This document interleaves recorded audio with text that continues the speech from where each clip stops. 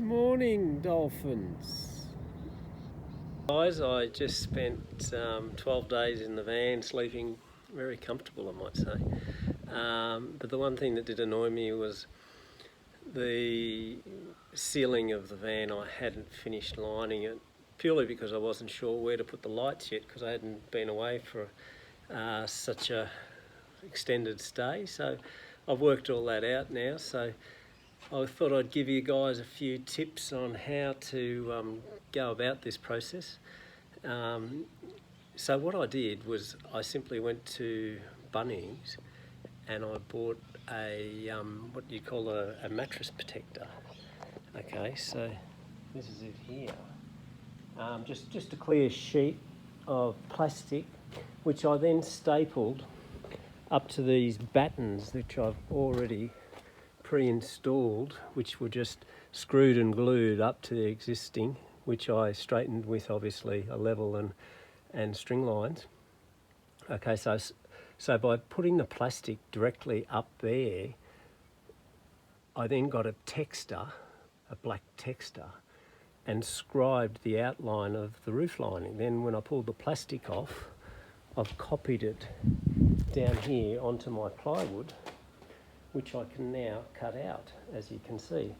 So my finish is going to be, I bought some black cloth to just get some craft glue and fasten it to the plywood and then screw it up. And it should, give you a nice clean finish up there rather than looking at the bare metal. Plus I can insulate the roof and run on my wires for my lights, which I've worked out now where they go. If you're going to do this, guys, don't forget to mark where your battens are. As you can see, I've done that here. And then simply, you just cut it out, and you might need to still trim and adjust a little bit as you're putting it up, but it's a lot easier way to get the design if you use a template, as in the plastic. So, yeah, hope that was helpful, and I'll video the process of gluing the cloth on as well. So enjoy. It's amazing what you can use your guitar for at times. I was looking for something with a really big circumference to just help me identify these lines around. Some of the shapes on the guitar works perfect. So there we go. Nice, neat job. That took a whole 4.5 hours. Nice, neat job. Now I just got to line it with the fabric that I've bought. So the sheets obviously come back down, fabric gets glued to it and then screwed back up. All I used for the job was a little power saw, a jigsaw, a drill, a cordless drill, stapler, a few little hand tools obviously. I used a router just to round the edges, but you don't have to. You could use a plane or sandpaper. But yeah, another little job done. Clean up time now. That's the part I hate. Well, maybe I should have a beer and not clean up.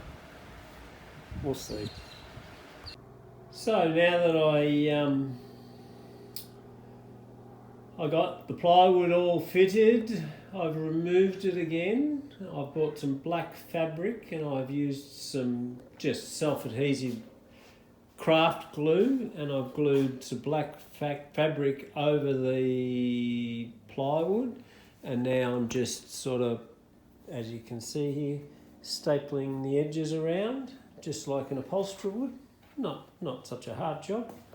And this is the finished product that you end up with. So that's what's going to go up on the roof of my van. Pretty cluey, eh? 3mm tin wire for my lights. And I bought this insulation here, which is 10mm with self-adhesive backing to go up inside the roof. To, obviously in summer it'll be cooler and in winter it'll be hotter. I'll show you once I've fastened all this in place. So here we go, wiring and insulation all in place.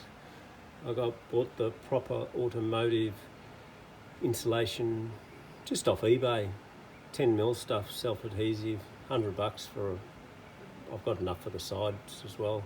So yeah, beautiful. So I'll now put my lining up, all covered, and install my lights. Cheers. All done. As you can see, all I've got to do now is wait for the lights to arrive and install them, and put my clothes rack back up, and a few other little brackets that I want to put on to mount stuff up there, and yeah, a little bit tidier to look at when I'm sleeping.